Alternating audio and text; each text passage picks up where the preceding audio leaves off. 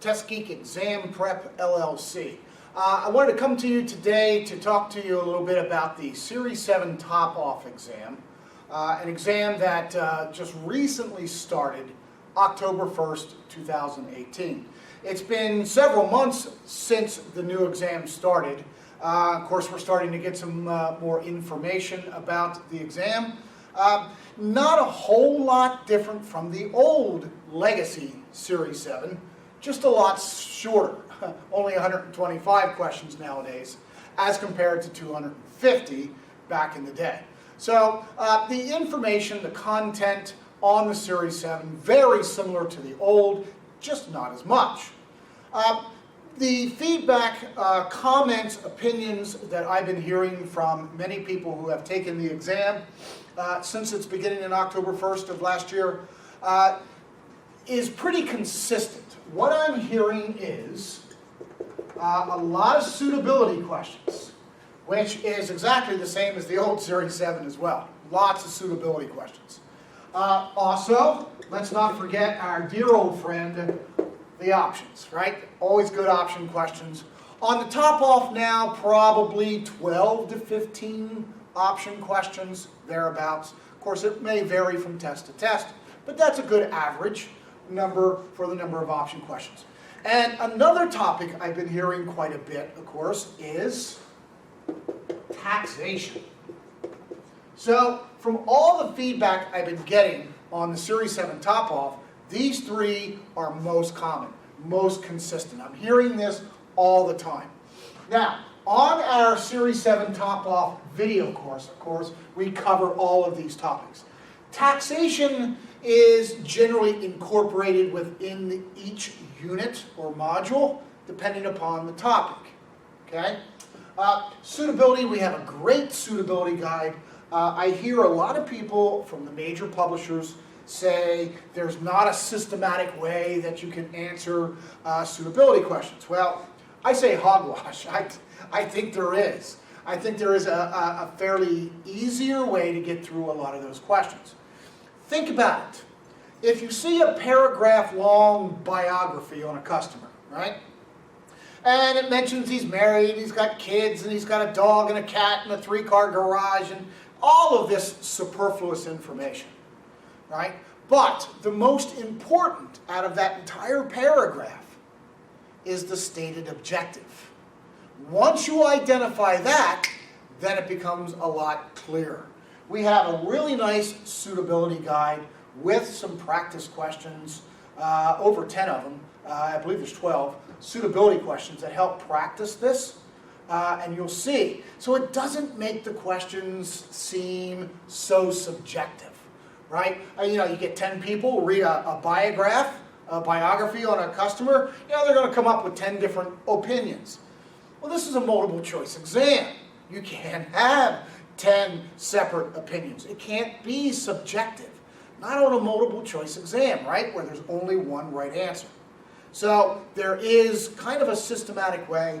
We have a great suitability guide that would help you navigate through that.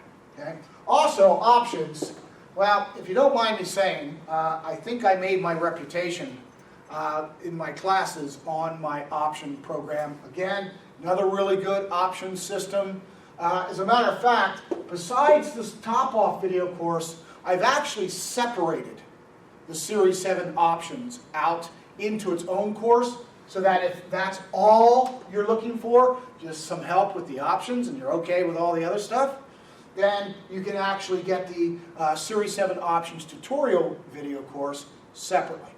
If not, if you want the whole thing, of course, it's included in the Series 7 Top-Off video course as well. Okay? And again, like I said, the taxation, there's really not a separate module in the video course. We discuss it quite a bit as it arises for each specific unit or module. So today, what I'd like to do is kind of do a little kind of tutorial for taxation. It's not going to solve all your problems, I'll be the first one to admit, but it might help at least give you a decent foundation. Okay? So let's take a look at some basic taxation questions, ones that we know show up on the test quite a bit. Okay?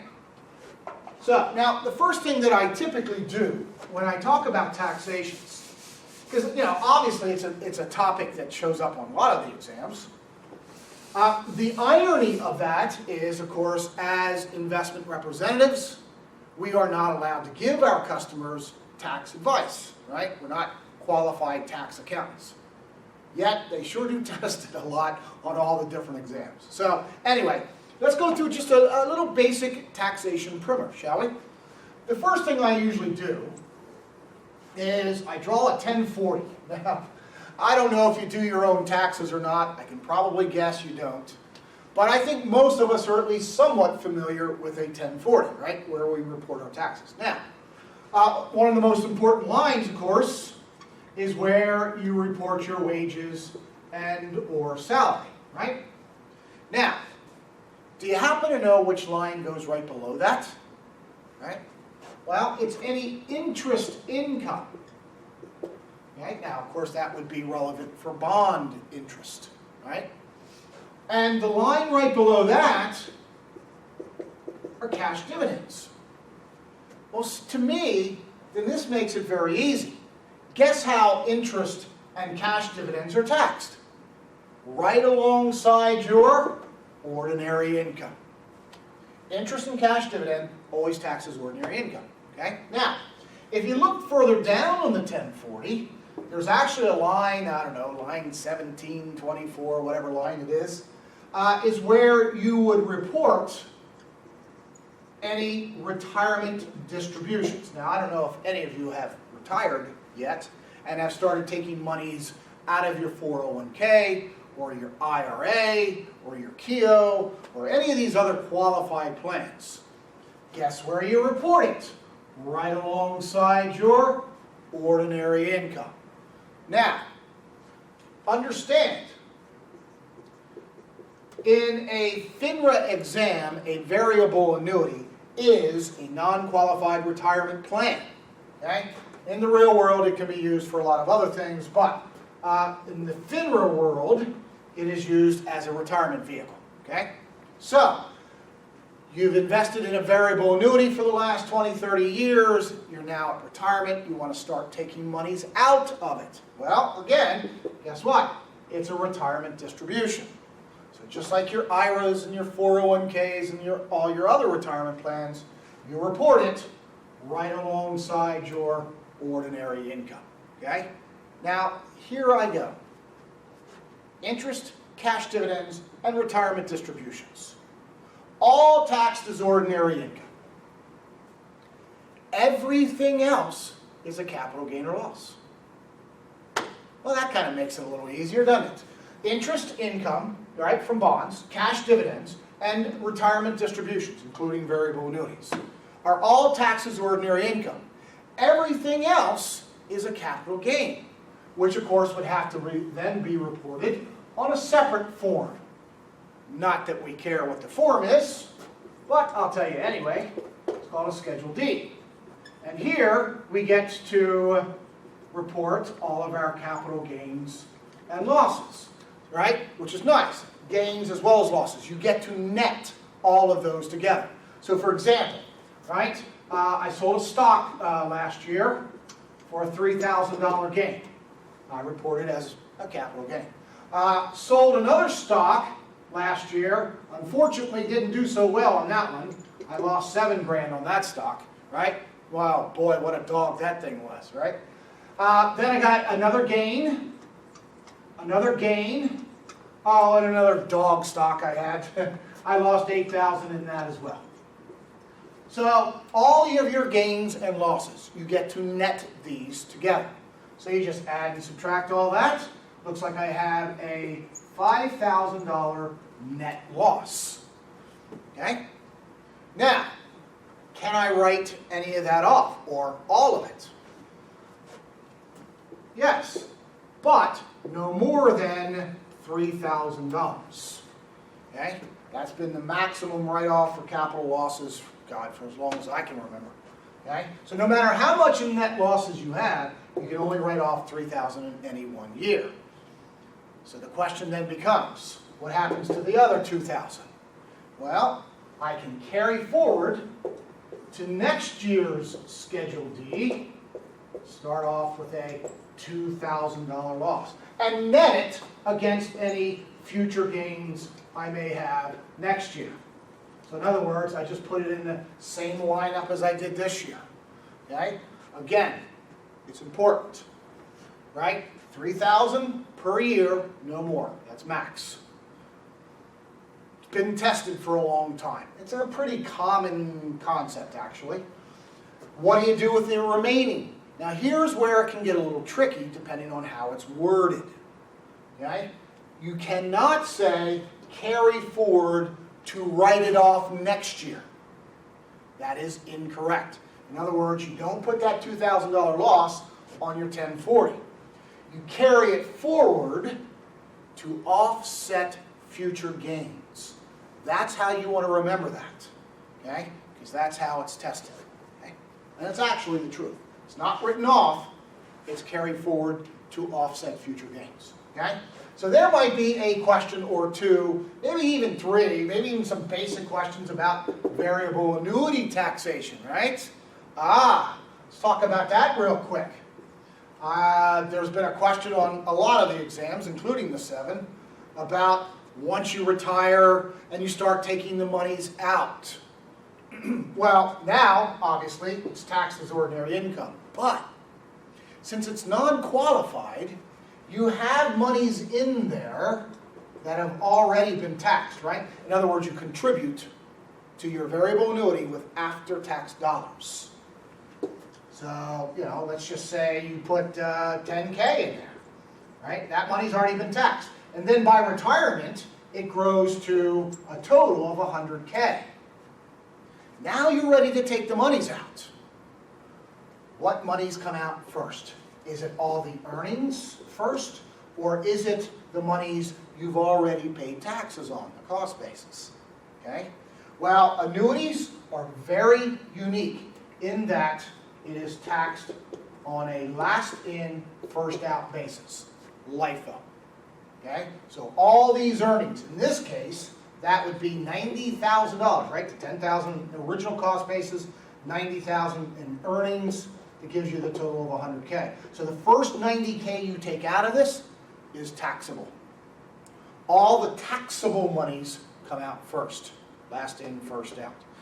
What I used to tell people in class, kind of still do, the IRS wants their tax money before you die, right? Okay?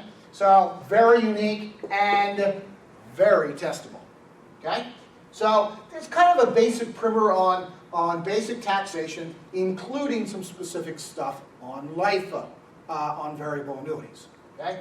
Now, also, besides some of the basics, you're going to get some specific tax questions that might be relevant to your customer. Not that we can give them any advice. Okay? One is a classic test question from all the exams. Your great Aunt Gussie bought 1,000 shares of AT&T in 1952 or something, right? For like $500. She dies, and on the day she dies, the stock was worth $347,000. You get a letter in the mail inviting you to the reading of the will, and great Aunt Gussie has left you the stock. Yay! You turn right around and sell that puppy, right? For let's say $359,000. What then would be your capital gain? Now again, this is also a pretty common tax concept. That's why it's on all the exams. And probably one of the most relevant things you actually see on the test, because you'll probably come across this in your career. Anyway, for shares that are inherited, you get a step up in cost basis, is what we call this, right?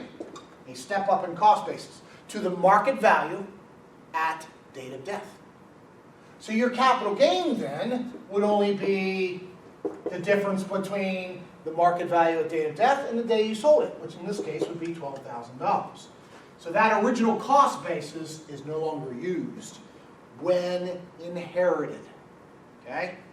It's different if great Aunt Gussie came into you a month before she died and said, I'd love to give my stock to my grandchildren. And of course, you knowing this, say, Great Aunt Gussie, it's a lovely gesture, but if you love your grandkids, wait till you die. Because if she would have gifted this, then she would have gifted the original cost basis. Wow. Now look at the capital gain on that. Okay? So it's been on the test for a long time. It's generally when shares are inherited, then there's this step up in cost basis. Okay? It's a pretty common test concept. Like I said, it's on a lot of the exams, not just the Series 7. Okay? Another little tax tip that you may come across on the test. Okay? A lot of investors will buy mutual funds every month. Or I like to acquire a position in a stock over time. As the price and my income fluctuates, right? I might buy 100 shares of Microsoft this month. A couple months down the road, the stock price takes a little dip. I'll buy another couple hundred shares. So, point being, whether it's mutual funds or stocks, doesn't really matter. You're buying the same investment, but at different prices, right? So let's just keep it simple. Let's say you bought 100 shares at $23.17, and then a couple of months later you bought it at $24.55, and then $25.10, and then let's say that's $23.90. So point being is you have 4 different cost bases for that stock. What would happen then if you went and sold some of it? How would you determine your cost basis? Okay? Well, the answer is, it depends. The IRS actually gives you a choice. A choice between 3 different methods. Now, so how are they going to ask this on the test when the answer is, it depends, right? There's no answer choice that will ever say it depends. Okay? So you got to be careful with the scenario that they probably give you. Now, the one that I see often is, actually I've seen one on every one of these methods over the years. But a common one is that they will say, investor makes several purchases of an investment. Okay?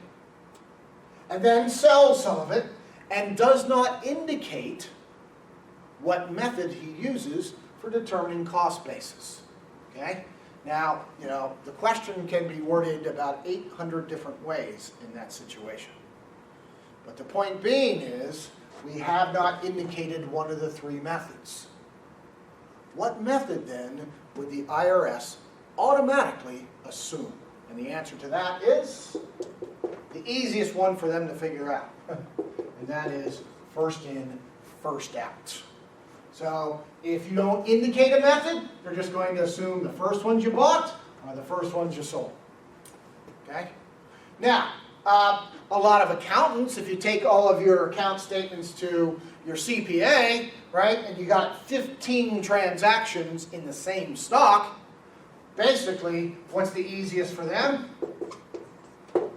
Just take an average. Okay? The IRS doesn't allow that. I personally, I don't do this so much anymore, but back in my younger trading days, I would do this. And what I would do was I would indicate on my Schedule D which shares I bought on what day and at what price, and what shares I sold on what day and at what price. In other words, I identified specifically which of these shares I sold. For example, if this was my account, I would probably identify these shares to be sold first, the one that has the highest cost basis. Because depending on what I sold it for, what if I sold it at $24.90? Yeah, now I get to report a loss. Okay? Or if I sold it at $26.30, well then the gain isn't so much as some of these others. So, and that's really the point of it, is to defer a capital gain. Now, I have heard that question over the years show up from time to time, but not very often. Which of the following methods, for someone who has made several purchases, may be used to defer a capital gain? Something like that, okay? And of course, it'd be share identification. However, I haven't heard that question come up all that much. The most common ones, of course, is that one, right? Where you don't indicate a method, and they ask you, what method will the IRS assume, okay? So that's another pretty common tax concept that you may see on the test. Another one that's been around for a long time as well are wash sales. Now, in some of the state licensing exams, 63, 65, they'll bring this up as an unethical practice for a rep to recommend doing this. On the 7, however, it's more of a procedural question on what is it or how's it done. Okay? For example, if you sell a security at a loss and claim it on your taxes, which is no problem, right? We claim losses as well as gains. What the IRS says then is that you would be prohibited from repurchasing that same or similar security for 30 days. See, what it's trying to discourage is people selling stock simply to take a loss on it and then buying the stock back the next day at a lower price. Right? So you say, oh, well, I got a stock price that's gone down, man, I'll just sell it and write it off on my taxes. Right? I'll just buy it the next day at the lower. Now, the IRS feels that's abusing the tax rules. So again, they state, if you sell a security at a loss and claim it on your taxes, see, that's key to it. If you don't claim it on taxes, then they don't care. Okay? But if you claim it on your taxes, then you'd be prohibited from repurchasing it for 30 days. Okay? Now, a little tricky question they might ask is, you sell a security at a loss, how many days must you wait to repurchase that same or similar security? And the answer, of course, would be 31. Okay? You are prohibited from purchasing it for 30. Therefore, you must wait 31 days to buy it back. Okay? And that's kind of how they're asking that. Little tricky question that you've got to be careful with. Okay? One other concept, I don't think they go this deeply, I have not heard it in quite some time, is this concept about same or similar security. Okay? Well, they don't want you selling your IBM stock at a loss and then buying IBM call options the next day. Because the call options, right, give you the right to buy the stock back. Or a convertible bond from IBM, which allows you to buy the stock back. So these are kind of devious ways of repurchasing the same security. So it's usually call options or convertible securities, even warrants or rights. Again, I haven't heard them go into this stuff too much. One thing they might do is about a mutual fund. What if you sell the XYZ growth fund at a loss, right? Or, let's call that Vanguard. And then turn around the next day and buy the American growth fund, right?